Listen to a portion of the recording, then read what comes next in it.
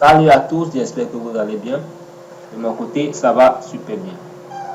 Je suis Kwasi Devi, ingénieur des mines. Et dans cette série de vidéos que nous allons réaliser, nous voulons ensemble découvrir comment pouvoir réaliser des travaux avec le logiciel QGIS. Et il faut savoir que QGIS est un logiciel pluridisciplinaire. Il intervient dans plusieurs domaines d'activité. Et nous allons essayer de l'adapter à nos différentes activités. Voilà. Et il faut savoir que dans cette première vidéo, nous allons vous présenter un peu l'interface de QGIS, un peu ses différents menus. Et au fur et à mesure, on va découvrir les différentes tâches que nous allons exécuter sur ce logiciel. Il faut savoir que dans ces différents travaux, nous allons apprendre à faire tout ce qui est planification, tout ce qui est interrogation de données, la gestion des données, tout ce qui est cartographie géologique et bien d'autres activités. Donc, restez connectés et suivez pour les prochaines vidéos. Déjà, pour commencer, il faut savoir que QGIS fait partie des SIG, c'est les systèmes d'information géographique. Et dans ce système d'information géographique, la QGIS est beaucoup utilisé parce que non seulement ce sont des licences qui sont gratuites, et il y a plusieurs extensions qu'on peut avoir.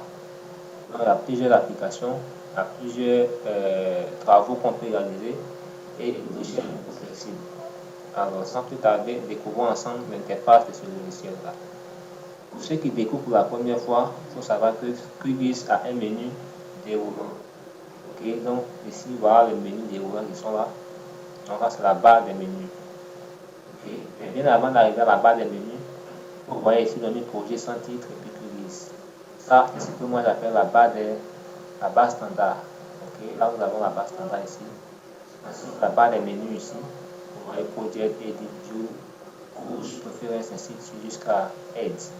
Donc, selon les différentes extensions qui sont activées, vous allez voir que souvent, il y a d'autres personnes qui ont d'autres menus qui sont là que vous n'allez pas trouver sur vos écrans. Si ça n'est pas sur vos écrans, ça veut simplement dire que vous n'avez pas encore activé.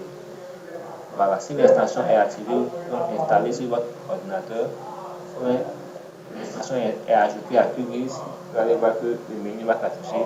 Et puis au niveau des outils aussi, ça va s'afficher. Ici dans la barre des outils qui est là, après cette barre des outils là, comme je l'ai dit, ça va différer d'un PC à un autre. Tout va dépendre des différents menus que vous avez activés. Donc, la barre standard, la barre des menus, et puis ici nous voyons la barre des outils. Donc, il y a des outils qui sont quand même familiers là pour ouvrir un dossier. Donc là, c'est pour un projet enregistré. Donc, il y a des outils qui sont plus ou moins familiers là pour zoomer, dézoomer, la main déplacer, ainsi de suite. Donc, au fur et à mesure qu'on va évoluer, on va voir un peu comment on peut utiliser les différents outils là pour pouvoir aller un peu plus vite. Voilà. En plus de ça, on a ici maintenant les différents explorateurs. Ok, là ce sont les panneaux qui sont là. Donc ici il y a le panneau explorateur et puis le panneau couche. Tout ça, on peut soit l'agrandir, l'élargir là, ou bien ici. Après ces panneaux, on a la zone graphique. Donc lorsque vous travaillez sur une couche, c'est ici qu'on va voir les différentes actions que vous menez sur la couche ici. Ok, donc ici la couche s'affiche là et en mode visuel, on aura les différentes manipulations à faire à ce niveau, sur cette zone-là. Maintenant, lorsqu'on vient en bas ici, on veut taper pour trouver. Ici, c'est pour les commandes. On peut taper par exemple pour avoir des commandes ici. Ici, au fur et à mesure que les curseurs se déplacent, là, vous avez les différentes coordonnées. On a l'échelle ici. La loupe, là, c'est, comment dirais-je, le mode d'affichage, 100% ainsi de suite. Okay. Et un élément très important aussi, c'est ici, au niveau de EPSG, là, c'est le système de coordonnées de référence. À ce niveau-là, on peut attribuer un système de coordonnées de référence au projet qui est affiché ici. Okay. Donc ici, vous voyez, c'est l'interface qui est là. Mais on ne va pas prendre le temps d'expliquer cas par cas. Ici, quand vous prenez le projet, par exemple, il y a beaucoup de trucs à l'intérieur. On prend l'édition à beaucoup de choses. On va prendre cas par cas pour expliquer. Ça va perdre du temps. Voilà. Nous, ce qu'on va faire, au fur et à mesure qu'on avance, on va prendre les différents outils qu'on va utiliser avec le menu et on va indiquer tel outil peut entrer là-bas dans tel menu et progresser avec. Donc, avec le temps, vous allez vous-même vous familiariser et puis découvrir d'autres activités à faire avec ces différents menus. Ok. Donc, voilà pour ce qui concerne l'interface. Comment vous pouvez facilement avoir votre interface. Ok. Donc, ici, par exemple, on prend tous ces menus-là. On va d'abord travailler sur l'organisation ici. On peut fermer tous ces différents panneaux-là. Voilà. Donc, on suppose que vous travaillez par mégade, vous effacez tous ces différents panneaux. Et comment on fait pour les afficher? On peut venir simplement dans vue. On vient dans vue. Ensuite, on va descendre jusqu'à panneau. Ok. Et on va prendre les différents explorateurs. Il faut savoir que tous ces éléments-là sont des panneaux qu'on peut afficher. Okay, donc si vous les cochez tous, l'écran sera surchargé. Encore seulement celui qu'on veut utiliser, celui dont on a besoin. Vous cochez panneau explorateur de celui-là. Il me permet d'avoir facilement accès non seulement à tout ce qui est sur mon ordinateur, mais aussi s'il y a comment on peut appeler ça, des logiciels de base de données, donc peut-être que PostgreSQL, SAP, HANA, MS, SQL, ainsi de suite. Ça me permet de communiquer directement avec ces différents, d'appeler ces différentes bases de données assez facilement. Maintenant, je vais ajouter la couche. Même chose panneau encore. Et je viens cette fois-ci de prendre couche. Voilà. Vous voyez que les deux éléments sont là. Ok. Donc, par méga, si vous supprimez ceux-là, vous pouvez facilement les faire revenir. Ici, au niveau de la barre des outils, il y a des outils qu'on peut afficher, il y a des outils qu'on peut faire disparaître. D'accord? Vous venez simplement dans l'espace vide où il n'y a rien ici, là, ou bien quelque part ici où il y a l'espace vide. Vous faites un clic droit simplement, le message sort et vous voyez barre d'outils. Tout ce que vous voyez là-bas sont les éléments qui sont affichés ici. Quand vous décochez un élément, automatiquement il disparaît de là. Donc, si on décoche tout ce qui est là-bas, avec tout ce qui est ici, tout ici là sera vide. Ça va? Donc, à partir d'ici, vous pouvez gérer votre barre d'outils. Vous pouvez gérer aussi les mêmes panneaux que vous avez vu ici. Là. Ici, je peux décocher lui, par exemple. Là, ça disparaît là. Je peux décocher lui là aussi, par exemple. Ça disparaît. Donc, au lieu de venir faire vue et puis panneaux pour pouvoir les afficher ou pour pouvoir les gérer, vous pouvez facilement venir ici, clic droit, et puis voilà, les différents éléments sont là.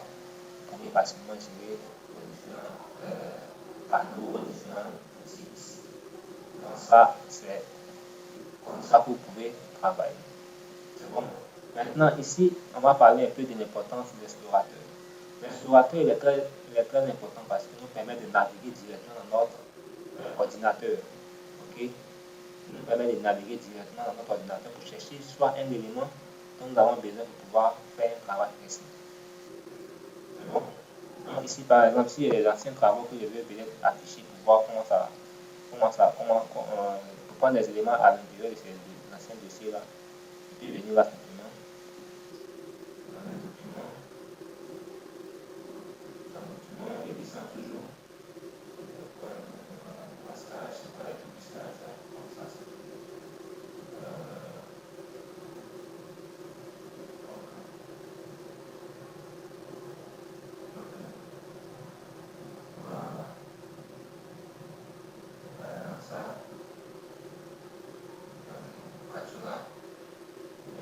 Ça, il prend simplement puis il glisse ici. Voilà. Cette carte propose de Katura là, c'est une carte topographie non géofinancière. Vous voyez, il y a un point d'interrogation ici. Elle dit que la carte n'a pas été géofinancière. Donc, la carte de Katura qui est là. Donc, j'avais bien cette carte là. Je suis allé directement dans la navigation et puis j'ai retiré la carte. D'accord. Ici, voilà comment vous pouvez travailler avec la navigation. Vous allez directement ici, vous trouvez tranquillement. Maintenant, on a ça. On va voir d'abord le temps que ça fait et puis aller sur nos vidéos. Donc, on a encore on va aller jusqu'à 20 minutes. Ok. Une fois qu'on a ça, on va d'abord commencer à créer un projet. C'est-à-dire quoi? Ici, vous voyez, dans QGIS, lorsque vous venez travailler, vous devez d'abord créer un projet-là, il va enregistrer toutes les données que vous avez intégrées dans votre travail. Lorsque vous venez, vous ouvrez le projet, tout ce que vous avez intégré là reste là, vous pouvez poursuivre votre projet ou bien peut-être arrêter simplement votre projet. C'est bon? Ici, ce projet que nous voyons à l'écran ici, vous voyez que vous avez un projet sans titre. Projet sans titre. Lorsque vous travaillez sur un projet, la meilleure des choses est de mettre le titre de votre projet. Donc, ici, on va aller dans le projet, en nouveau, par exemple, vous voulez créer un nouveau projet, donc en nouveau. Et celui qui va là, c'est je vais l'enregistrer, mais ne pas tenir compte, voilà. Donc ici, voilà le projet qui est là. Je vais lui donner un nom. Donc je viens là et je vais dans propriété simplement. Donc étant dans propriété, vous voyez, la première des choses, c'est qu'on me conduit sur le système de coordonnées de référence. Vous voyez SCR. Au niveau du système de coordonnées de référence, le projet que tu fais, il faut lui attribuer un système de coordonnées de référence. Ça veut dire quoi? Il faut lui dire ce projet-là, voilà le système avec lequel les données ont été prises. De sorte que quand tu vas venir plus tard pour travailler, les données que tu vas envoyer là, ce sont des données qui sont déjà dans ce système et tu pourras facilement les utiliser pour travailler. Et si vos données sont en degrés, ou dans degrés minutes secondes, dans ce cas-là, vous pouvez prendre le WGS 84.5. Voilà. Maintenant, si vos données sont en UTM, dans ce cas, vous prenez WGS 84 UTM et vous précisez la zone. Comme nous sommes en Côte d'Ivoire, on prend la zone 30, après 30, 29, sur les deux dans la zone 29, plus à l'ouest là-bas. Après, c'est que là, on prend vers l'ouest là-bas, on prend la zone 29, d'Abengou jusqu'à derrière Abidjan, Boaké, tout ce secteur-là, c'est la zone 30. Okay. Donc, il va falloir connaître la zone dans laquelle vous travaillez et utiliser ces données. Donc, ici, on suppose que nos données sont en données géographiques. Dans ce cas-là, on passe ça sur WGS 84. Maintenant, on vient dans la généralité. Étant dans la généralité, il y a des travaux qu'on peut faire facilement. Ici, par exemple, on va mettre quoi? Fichier projet. C'est bon? Fichier projet. Qu'est-ce que je fais au niveau des fichiers projet? Ici, par exemple, si on veut associer des fichiers à ce projet-là, dans ce cas-là, on va dans le fichier projet et on sélectionne les différents fichiers qu'on veut associer à ce projet. Okay. Ensuite, il y a dossier projet. S'il y a des dossiers aussi qu'on veut associer à ce projet, on vient là simplement. Voilà, et on sélectionne le dossier en question. Okay. Par exemple, on va aller dans créer un dossier qui est situé sur le financement. On va aller associer le dossier sur le financement. Le dossier sur le financement.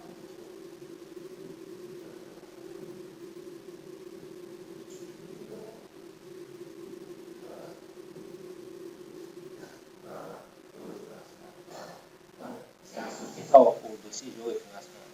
Il va lui dire dossier sur le financement. Tout ce qu'il va faire, il va aller dans le dossier là-bas. Il va faire quelque chose, il va lui conduire directement. Ensuite, ici, on va titre du projet. C'est bon. Ici, je vais mettre peut-être sur le financement.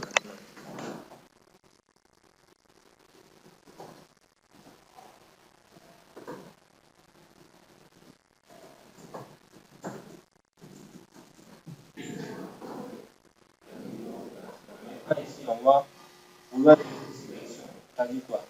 Au niveau d'ici, lorsque vous sélectionnez un élément précis, il y a des couleurs qui vont s'appliquer sur l'élément précis que cet élément-là est sélectionné actuellement où vous êtes.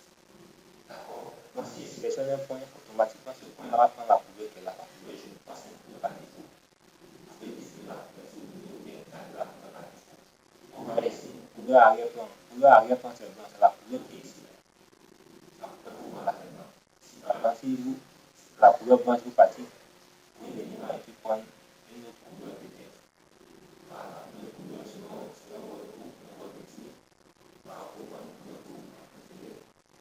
Voilà, pour une ancienne un peu, voilà. Et ce qui est très bien ici, à chaque fois que vous progressez, vous pouvez faire appliquer pour voir un peu les modifications. Vous pouvez faire appliquer la couleur d'ici là-bas, c'est le automatique. Cette couleur-là sera automatiquement appliquée ici à l'arrière. Éviter l'artefact lorsque le projet est sous forme de migration, ok, tout ça on peut regarder ça débouché. Les mesures, ok, là c'est pour tout ce qui est la projection, là, on a déjà géré ça, on a déjà expliqué cette partie-là. Affichage des coordonnées dans la, ok, ça on peut laisser tout le reste à parler. On a ça, on a mis le titre du projet. Donc, si votre projet c'est peut-être, on a mis un titre comme Lyon Financement, mais voilà, si le projet peut-être c'est un projet peut-être qui porte sur l'or à, à Bengu, vous pouvez mettre peut-être projet or à Bengu.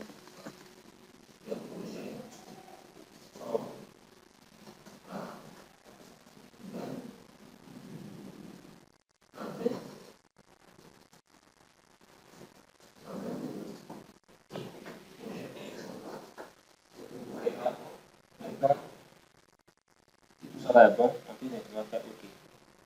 Là qu'on fait OK, vous allez voir que c'est le nom qu'on a mis ici, là, c'est le nom-là qui vient en participer ici. Voilà. Donc, je vais faire appliquer d'abord.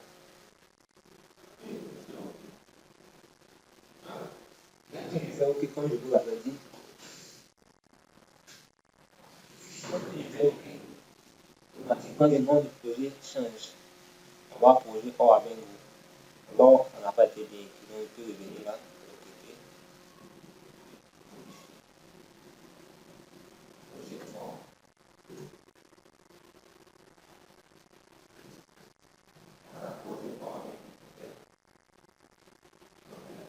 On va un peu comment on peut réussir à modifier ici. Donc, on va un peu ce travail-là. Ça, c'est l'introduction à l'espace. Maintenant, on va apprendre à ouvrir les fichiers sur Linux. D'accord?